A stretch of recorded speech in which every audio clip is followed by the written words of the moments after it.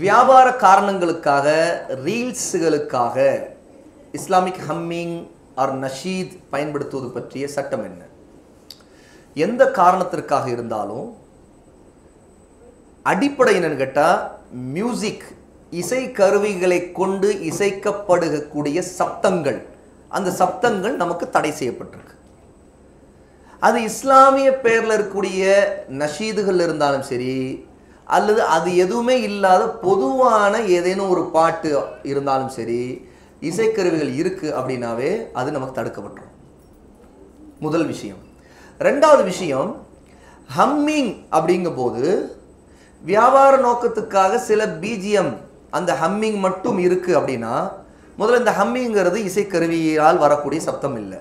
ஏன்னா ஒருத்தர் தன்னுடைய நாவினால் குரலால் கொடுக்கக்கூடிய சப்தமாகத்தான் இருக்குது. இந்த சப்தங்கள் மார்க்கத்தில் தடுக்கப்பட்டதல்ல. ஆனாலும் சில விஷயங்கள் தடுக்கப்பட்டுகிற எல்லைக்கு கொண்டு போயிடக்கூடாது. அந்த வகையில் தான் நஷீத் எல்லாம் இருக்கு. இந்த ரெண்டாவது பாயிண்ட்ல என்ன சொல்ல வரேன்னா, ஒரு வெறியையோ அல்லது ஒரு வித மயக்கத்தையோ தொடர்ந்து அதன் மீது ஒரு போதையையோ ஏற்படுத்தக்கூடிய விதத்தில் ஒரு ஹம்மிங்கை தொடர்ந்து மக்களுக்கு தருவது இருக்குது, அது அல்லாஹ்வுடைய நினைவை விட்டு மக்களை தடுக்கக்கூடிய குற்றத்தில் வந்துடும். மார்க்கம் அனுமதித்த எல்லை என்பது எதுவரை என்றால் அல்லாஹ்வுடைய நினைவை தடுக்காத வரைக்கும் தான். எப்போ அல்லாஹ்வின் நினைவை விட்டு தடுப்பதற்கு ஒன்று காரணமாக மாறுதோ அந்த புள்ளியிலிருந்து அது தடுக்கப்படும். ஏன்னா அப்ப நம்ம சொல்லுவோம் இதை கேட்காதீங்க அப்படின்னு. நஷீதுகளுக்கு இருக்கிற வடிவம் அதுல ரெண்டு பிரச்சனை. ஒன்று முதல் மார்க்கத்தின் பெயரால் இருக்கிற ஒரு வடிவம். அந்த மாதிரியான ஒரு வடிவம் முதல்ல மார்க்கத்தில் இல்லை. ஏனென்றால் ரசூல் ஸல்லல்லாஹு அலைஹி வஸல்லம் நஷீத் ஒன்று பாடவும் இல்லை, சஹாபாக்கள் பாடவும் சொல்லலை.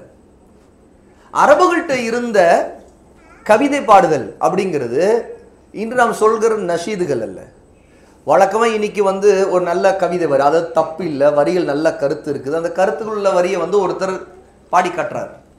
அது சாதாரணமாக நம்ம கேட்குறோம், அது வாயால் ஒருத்தர் பாட சும்மா கேட்டுட்டு நகர்றோம். இதுக்கு பிரத்யேகமான பயிற்சி எதுவும் இல்லாதது, இது ஒரு கலையாக வளராதது, ஆற்றல். சாதாரணமாக ஒருத்தர் ஒரு பைத்து பிள்ளைங்க அழகா சின்ன பிள்ளைங்க பாடுங்க, சில நேரத்தில் ஒரு நல்ல கவிதை வரியை நம்ம படித்து காட்டுவோம், பாடி காட்டுவோம். இப்படி ஒரு கருத்து இருக்குது. சில நேரத்தில் உருது பயான் பேசுகிறவங்க சிலர் சில ஸ்பெஷலான கவிதை வரிகளை அது ஒரு ராகமிட்டே பாடி காட்டுவாங்க. இதெல்லாம் நஷீதுங்கிற வகையிலே கூட வராது. ஏன்னு சாதாரணமாக ரசூலுல்லாஹ்வுடைய காலத்திலையும் அரபியில் இருக்கக்கூடிய சிறந்த கவிதை வரிகளை ரசூல் ஸல்லல்லாஹு அலைஹி வஸல்லம் பாடி அவர் ரசூலுல்லாஹ்வை பாடுங்க, எங்க காட்டுங்க அப்படின்னு சொல்லி அந்த மாதிரி கேட்க விரும்பி இருக்கிறாங்க. பயணத்தில் அதெல்லாம் கேட்டிருக்கிறாங்க. அதாவது பயணம் அல்லது ஏதேனும் ஒரு வேலை பளு இருக்கக்கூடிய நேரத்தில் அது தெரியாமல் இருக்கிறதுக்காக இந்த மாதிரியான வழக்கம் அரபுகிட்ட இருந்துச்சு. அந்த ஆதாரங்களை எடுத்து எப்பவுமே ஒரு போதையா நஷீது கேட்கிறேங்கிற பேர்ல அதையே வழக்கமாக்கி கொள்றது இருக்குல்ல, இது மார்க்கத்தின் பேரால் செய்து ஒரு பிதஅத்துங்கிறாங்க உலமா. ஏன்கிட்ட இந்த பிதஅத் வந்தது சூஃபிகள்ட்ட இருந்து தான். சூஃபிகள் அல்லாஹ்வை நினைவு கூறுவதற்கு இசையும் பாடலும் ஒரு சிறந்த துணை நம்புறாங்க. ஆகவேதான் அவருடைய திக்ரு மஜ்லிஸ்களில் இசைக்கருவிகளும் வச்சிருக்கிறாங்க. திக்ரு மஜ்லிஸ்கள் அவங்க ஆடவும் செய்வாங்க, வட்டமிடித்து ஆடுவாங்க, குனிந்து நிமிர்ந்து ஆடுவாங்க, குதித்து ஆடுவாங்க. இது எல்லாமே அவங்க அல்லாஹ்வுடைய திக்ருல வருங்கிறாங்க. அப்படி ஒரு பிதஅத்தான நம்பிக்கை சூஃபிகளிடம் இருக்குது. ஆடுவது இல்லை என்றால் பாடுவதும் அவரிடம் உண்டு. அவை ஆடுவதும் பாடுவதும் சேர்ந்தது தான் அந்த சூஃபிகள் தர்வேஷுங்கிற கூட்டத்தார். சூஃபிகள்லேயே உள்ளவங்க. அவங்களுடைய ஆடை கூட அதுக்கான ஒரு வடிவமைப்புள்ள ஆடையாக இருக்கும். ஒரு பாவாடை போல ஒரு ஆடை போட்டு இடுப்புல ஒரு இறுக்கி கட்டிய பாரு, மேல ஒரு அந்த அமைப்பு அவங்க அப்படி ஆடி ஒரு சுழற்று ஒரு ரவுண்ட் அடிச்சாங்கன்னா, அப்படி சுத்தினாங்கன்னா அப்படியே அந்த பாவாடை அப்படியே விரிஞ்சு அப்படி ஒரு விதமான ஒரு வட்டத்தை உருவாக்கும். இந்த மாதிரிலாம் அவங்களுக்கு ட்ரெஸ் கோடே கூட உண்டு.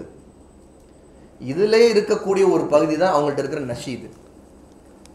அந்த நஷீது தான் இன்னைக்கு உலகம் தகவல் தொழில்நுட்பம், அதாவது இன்ஃபர்மேஷன் டெக்னாலஜி வளர்ந்த பிறகு அது ரொம்ப பரவலாக சாதாரண மக்களை எட்டக்கூடியதாக மாறிடுச்சு.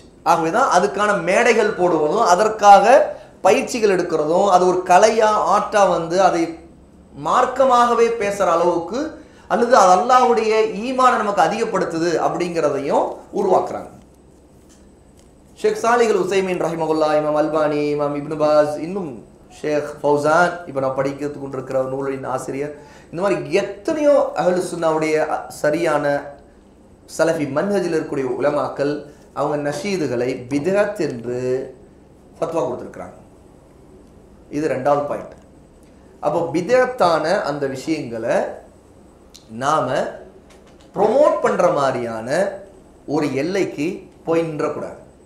ஆகவே இஸ்லாமிக் ஹம்மிங் அது இதுன்னு கொண்டு வர்றது சொல்லப்போனால் சிறு பிள்ளைகளுக்கு சில பாட்டுகள் ரைம்ஸ்ன்னு எப்படி இங்கிலீஷில் சில ரைம்ஸ் பாடி காட்டி அவங்களுக்கு அந்த மொழி வளத்தை உருவாக்குறதுக்கு சில விஷயங்களை அவங்களுக்கு ட்ரெயின் பண்ணுறதுக்கு பயன்படுத்துறது ஒரு லிமிட்டுக்குள்ள அனுமதி இருக்குது சிறு பிள்ளைகள் அளவுக்கு.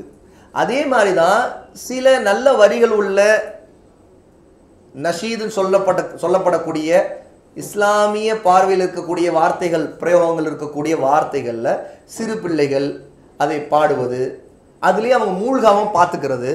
ஏன்ட்டு அது எல்லாம் ஒரு கட்டத்தில் அல்லாஹ்வின் நினைவு, திக்ரு, குர்ஆன் ஓதுதல் இதெல்லாம் ஒரு கட்டத்தில் தூரமாக்குறதுக்கும் காரணமாக இருக்கிறத நம்ம பார்க்குறோம். கிராத்தை நல்லா கேட்டுக்கொண்டிருந்தவர் ஒரு கட்டத்தில் அதே காரி ஒருத்தர் ஒரு அருமையான நஷீது பாடிட்டார்னா அந்த நஷீது அவரை ரொம்ப ஈர்த்துருச்சுன்னா அதுக்கு பிறகு அந்த நஷீதுலேயே அவர் ஒரு சூஃபி மாதிரி பாடிக்கிட்டே இருப்பார், சூஃபிகள் மாதிரி. இது கடைசியில் அந்த இடத்துல குர்ஆனுடைய இடத்துல அது வந்து உட்கார்ந்துருக்கும். ஆகவே நாம் சில ரீல்ஸ் போடுறோம்னா அந்த எல்லையும் நம்ம பார்க்கணும்.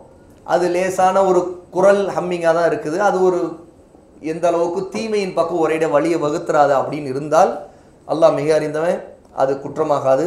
இருந்தாலும் பேணுதலுக்காக சில விஷயங்களை தவிர்த்து கொள்றதும் மிகச்சிறந்ததாக தான் நான் நினைக்கிறேன். அல்லாஹ் மிக அறிந்தவன்.